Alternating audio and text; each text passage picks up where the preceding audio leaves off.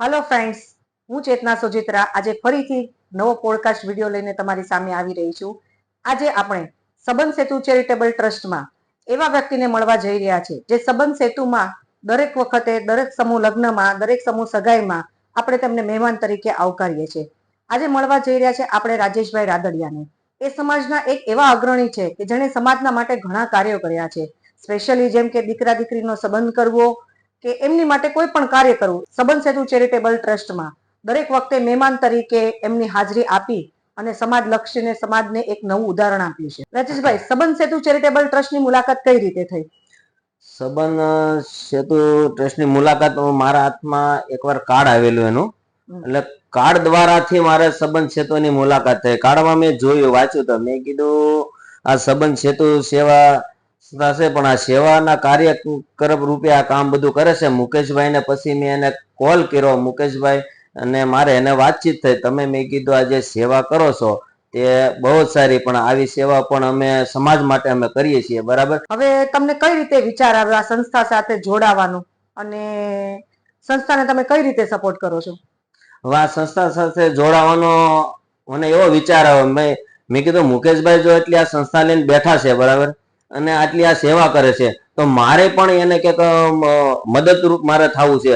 એટલે ઘણા એવા બેન ભાઈના ફોર્મ ને બાયોડેટા મારા હાથમાં આવતા હતા। ઘણા એવા વ્યક્તિ કે રાજેશભાઈ મારા દીકરી દીકરાના સંબંધ કરવા છે તો મને આ દીકરી દીકરાના સંબંધ કરાવી દો, બરાબર। તો પછી ત્યાર મને વિચાર આવ્યો ને મુકેશભાઈ, મેં કીધું આ સંબંધ છે તો આ સંસ્થા લઈને બેઠા છે તો મેં કીધું આ મુકેશભાઈ ની ઓફિસે જ આ લોકોને મોકલું। જે સામ સામે સગાઈ થતી હતી એ આ સિંગલ સગાઈ કરે છે મુકેશભાઈ, તો હું એની જ ઓફિસે હું લઈ જાઉં અને એની ઓફિસનું મેં એડ્રેસ આપ્યું અને બધા જે લોકોનો મારા હાથમાં જે ફોર્મ આવતા હતા, બરાબર, અને એ ફોર્મ લઈને એ લોકોને સાથે લઈને પછી મુકેશભાઈ ની ઓફિસે જઈને આ લોકોને દીકરી દીકરાના અહીંયા હું ફોર્મ ભરાવતો અને આવી રીતે મેં મુકેશભાઈ ને સપોર્ટ કરું છું। પછી તમે સંસ્થાને કઈ રીતની સેવા આપો છો?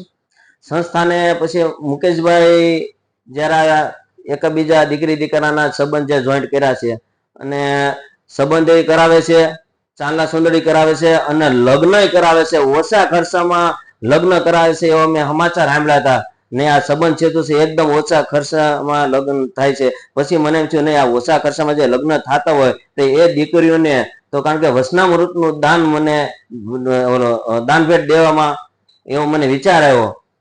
એ રીતથી વસનામૃત જેટલા લગ્ન થાય છે આ સંસ્થાની અંદર, એટલે બધી દીકરીઓને હું આ વસનામૃતનું દાન આપું છું।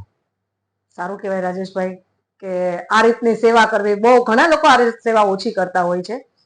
હવે તમે વચનામૃત જે આપો છો એ વાંચ્યા પછી કોઈ દીકરીના તમને ફોન આવ્યા છે ક્યારેક?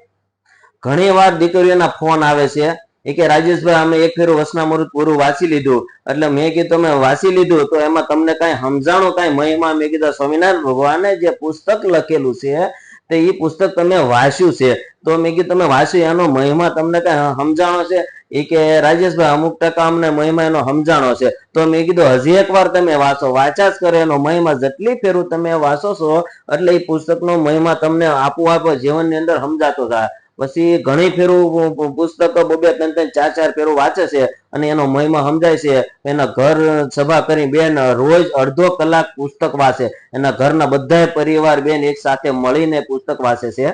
પછી ઘણા એવા પાન માવા વ્યસન મુક્તિથી સ્વામિનારાયણ ભગવાને લખ્યું પુસ્તકની અંદર દૂર રહેવું સારું, તો ઘણા એ વિશાળ શબ્દોને પકડી લે છે।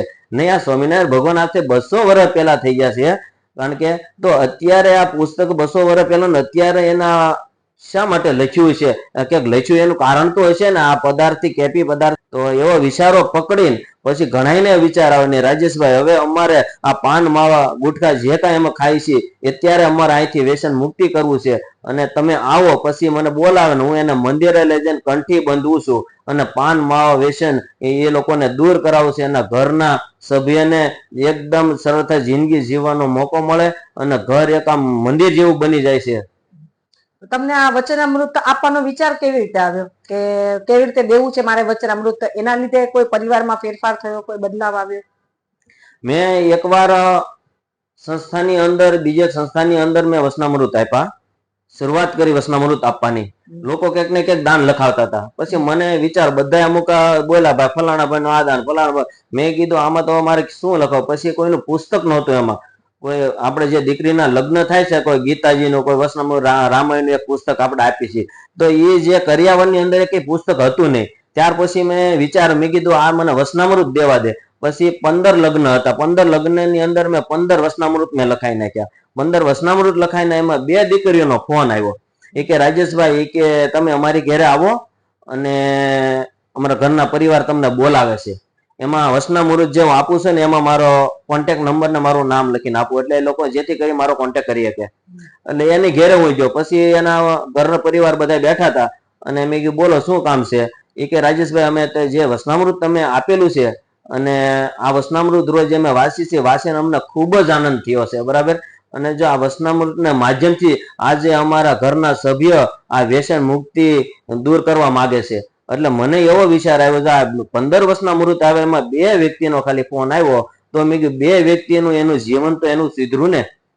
અત્યારે પાન માવા ગુટખા ખાન ઘણાયને કેન્સરો ના તે થાય છે, પણ 2 વ્યક્તિ આ પરિવાર એમાંથી તો સુધરા ને. એટલે મને ત્યાંથી વિચાર આવ્યો, નહીં આ લોકોને જેટલા લગ્ન થાય સુરતની અંદર આ સંસ્થાઓની અંદર, એટલે એને મારે દીકરીઓને બધાને ઘેરે ઘેરે વસનામૃત પોગાડવા અને એનો આપણે ભગવાનનો એનો જે સત્સંગ રહે એ સત્સંગ આપણે જાળવી રહે અને એ ઘરના વિચારો એ બધાના સારા લાગે એ પ્રમાણે એ લોકો પરિવર્તન આખું ઘરનું બદલે. કારણ કે ઘરમાં જે પુસ્તકો પડ્યું છે ને તો વાંચવાનું મન થાય.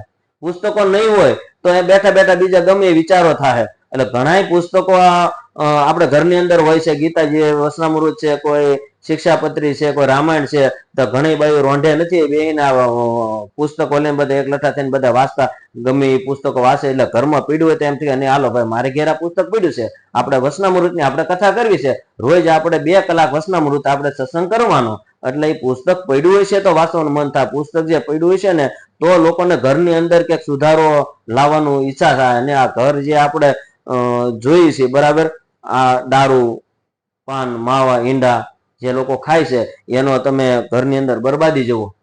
સાચી વાત છે. એટલે એવો વિચાર લઈને પછી મને આ વસનામૃત આપવાનું મન થયું. એટલે મેં અત્યાર લગીમાં 7022 વસનામૃત આપ્યા છે દીકરીઓને. એમાંથી 277 વ્યક્તિને મેં મહાવ્યસન મુક્તિ કરાવ્યા અને લોકોને મંદિરે જાતા કર્યા છે. ખૂબ જ ખુશી કહેવાય કે આટલા પરિવાર માટે તમે બહુ સારું વિચાર્યું. તમને કેવું આમ સંબંધ સેતુ ટ્રસ્ટ વિશે શું કહેશો તો એના માટે?